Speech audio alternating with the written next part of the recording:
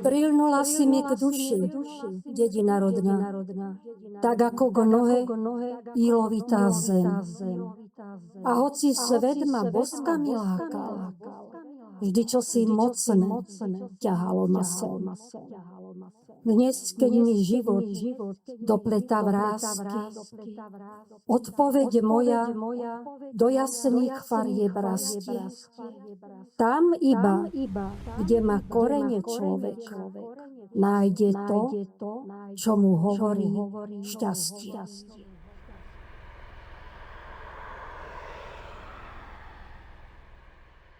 Dobrý deň. Chcel by som vám predstaviť činnosť a prácu organizácií, spolkov a občanov v našej obci, ktorí sa aktívne podieľajú na jej živote. Prajem vám príjemné pozeranie.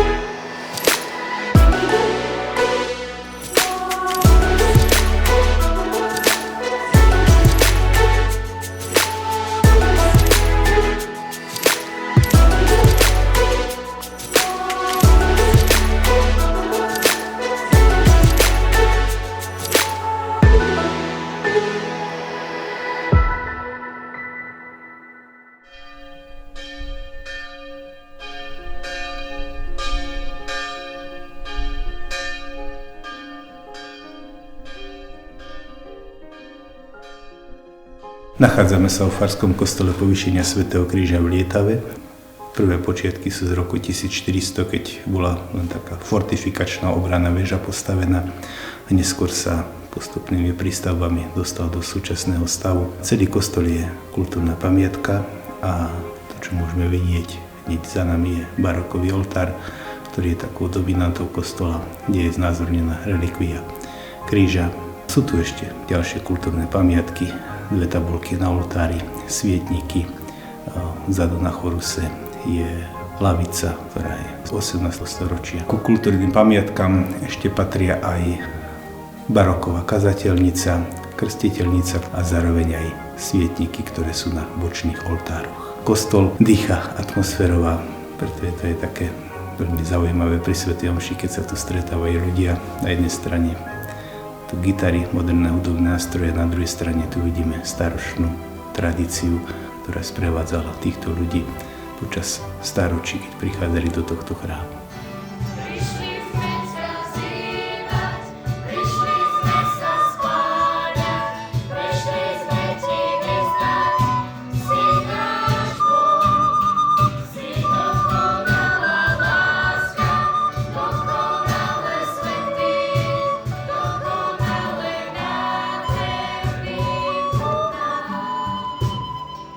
Vo farnosti pôsobilo veľmi veľa kňazov. V dejinách posledných rokov sa najvýraznejšie do života farnosti zapísal monsignor pán dekan Stanislav Belák, ktorý vybudoval mnohé veci aj tu v chráme. Prebehla oprava strechy, vybudovala sa nová fara a jeho hrob môžeme vidieť aj vedľa kostola, keďže tu pôsobil 25 rokov a prijal si, aby tu bol pochovaný.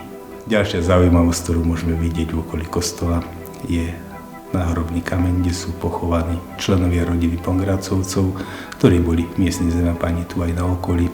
Údajne sa im pripisuje zajatie Jánošika, ktorý nepôsobil, ale sa nachádzal aj v týchto oblastiach a bol chytený v Liptovskom Mikuláši.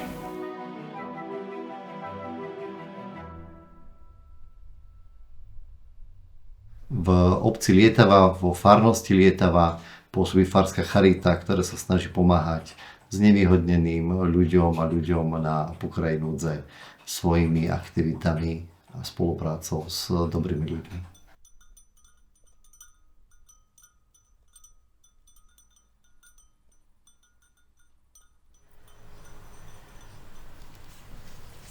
Prichádzame najstaršiemu stromu v Lietave. Na robilej lipe.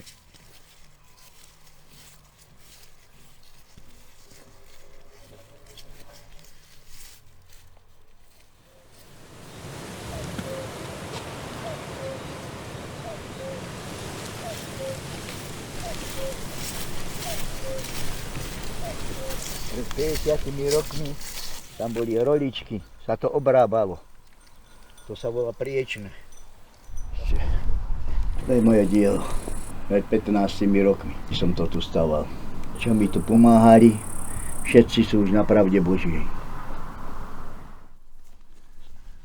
Tam hore, nad nami 10 metrov. Som tu nebol už 20 rokov najmenej. Najmenej. No.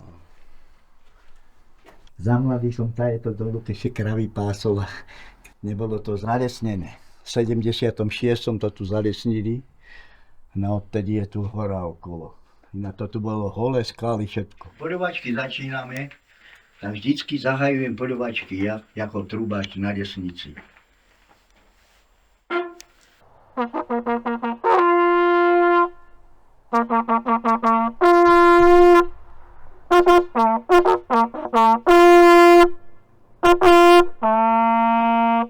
Lesu horám, dolinám, zaznej mocne lovu zdar, lovu zdar.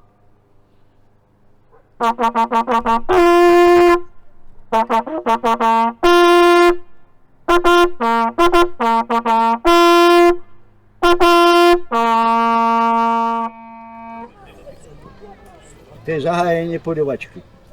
Naše poľovnícke združenie Drienovica so sídlom v Lietave patrí k najaktívnejším spoločenským organizáciám. V minulosti sme mali zlaté medály Sanchez Very. Toto ocenenie vyjadril aj starosta obce a váži si to, pretože tradíciu varenia gulášov sme založili približne v roku 2010 a že sa to osvedčilo v obci, to znamená aj súčasný stav, že už nie jeden, ale 4 guláše, 4 kotle gulášov varíme pre občanov obce. Aktivita tých našich poľovníkov je značná nielen pri love zvery, ale našou podstatou je ochrana a starostlivosť genofond zvery. V tomto roku ja osobne viem o 3 prípadoch, kde bol zaznamenaný pohyb medveďa a taká rarita, jeden šiel chodníkom turistickým na náš Litavský hrad.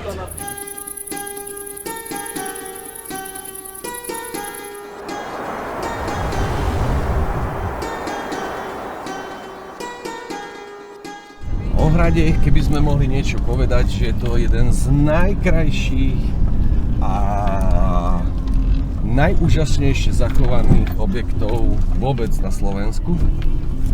A veľmi sa teším, že môžeme prispievať my k nemu, aby sme ho zachraňovali a že môžeme byť súčasťou toho jeho príbehu. A celkovo je to projekt, ktorý ľudí poľučťuje a hlavne nerobí z toho online svet, ale je to živý svet, ktorého sa dá aj dotknúť. Welcome to the jungle Lietava. Vítajte v džungli Lietava. Je kamenná džungla. A vždy si dáme prehliadku. Vpravo Delostrenecký bastión, po pravej strane vstup napredná brána. Práve do nej vstupujeme do veľkého tunela. Prvá brána, tunel, druhá brána, západný dvor, polité remeslá a krčmy. Nízke sú to piesky a drevá. To je tretia, takzvaná Orlová brána, kde sídl kastelan Dolného hradu, polygonálny bastión, moderný bastión, Delostrenecký naľavo, moje kozy tam, živé. A to je Severný Dolný dvor, kde aj zvieratá boli. A už vchádzame do hlavného nádvoria, kde aj auto odstavíme. A kde je aj studňa. No.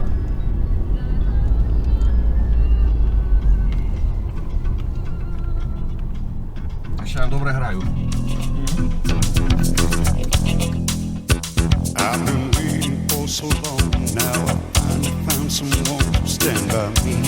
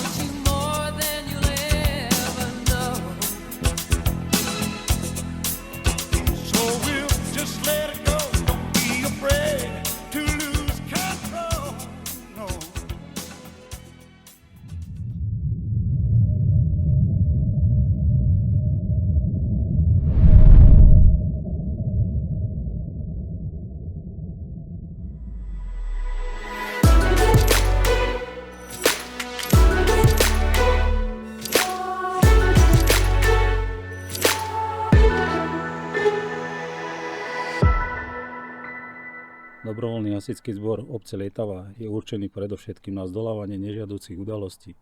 V najväčšej miere v našej obci a blízkom okolí sú to povodne, sú to veterné smršte a požiare samozrejme. Okrem iného sa venujeme aj preventívno-výchovnej činnosti a to je kontrola rodinných domov v rámci prevencie. Okrem toho máme športové družstva, kde dosahujeme taktiež veľmi pekné výsledky. Máme niekoľko stoviek trofejí, pohárových umiestnení. Väčšina z nich je umiestnených tu v hasičskej zbrojnici, ale tie, ktoré získali Malé plamene alebo kinderka, sú umiestnené v základnej škole v Lietave.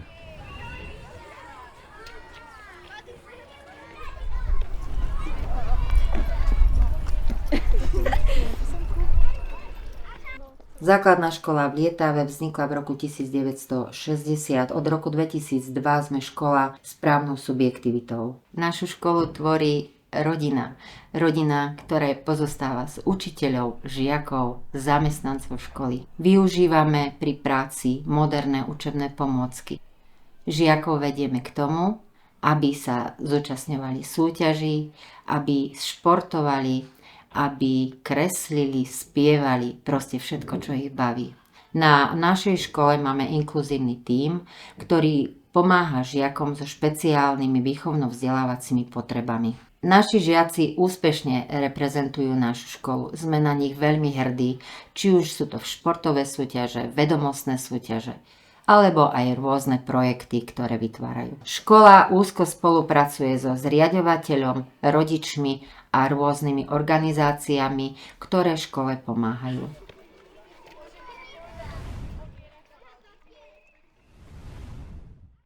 Volám sa Vladimír Benko, som tretia generácia lietavských včelárov. Včielky chováme ekologickým spôsobom, tak ako si myslíme, že je správne voči prírode. Z mojej dlhoročnej skúsenosti odovzdávam vedomosti aj novej generácii mojej vnúčke.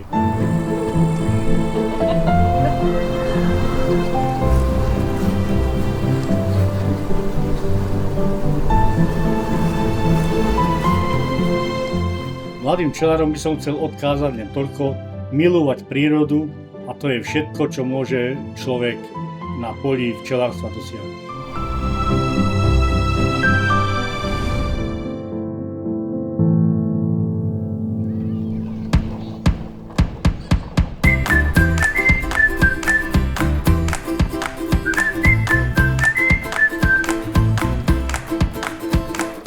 Materská škola Lietava vznikla rok po založení základnej školy Lietava v roku 1961.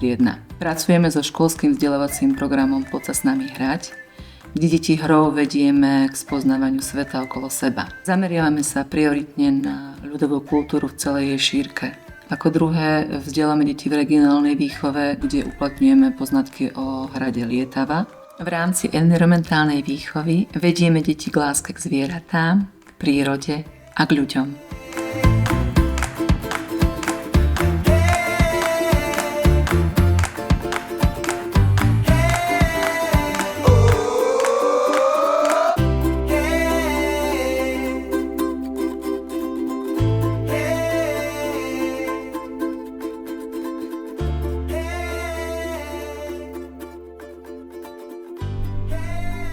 ...20 rokov som pracovala na škole ako vychovateľka a tá práca ma inšpirovala písať detskú poéziu. Tu je jedna z knížiek, ktoré mi vyšli. Pani riaditeľka, mohla by prísť tá Milka Hubočanová, aby nám ukázala knižky? A tu to ukážeme Očapkovi. Jeho rady z obrazovky majú všade ohlas veľký.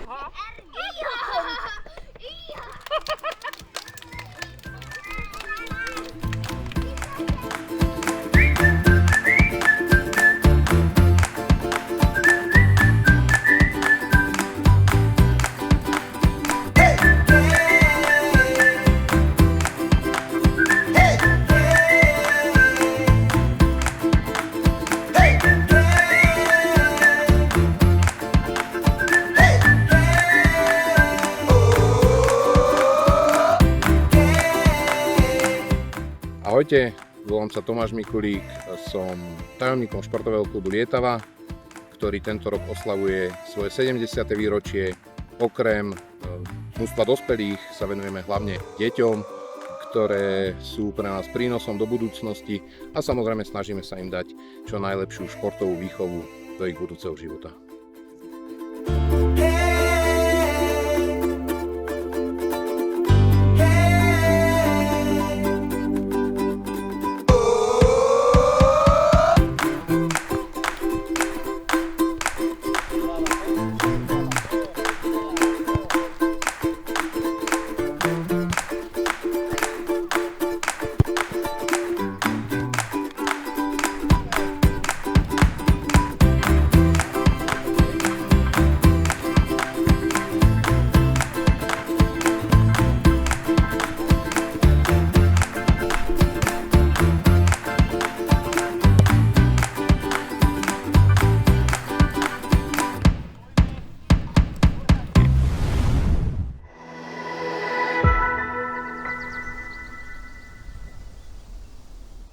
Zabelej sa, zabelej, tej si hoci zelenej,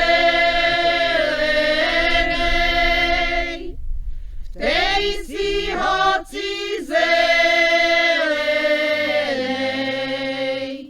Jak by som sa belela, keď je si hoc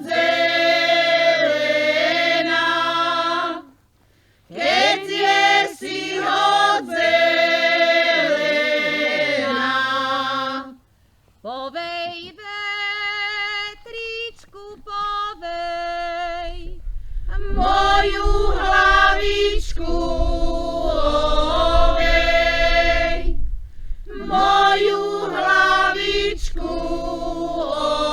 ovej.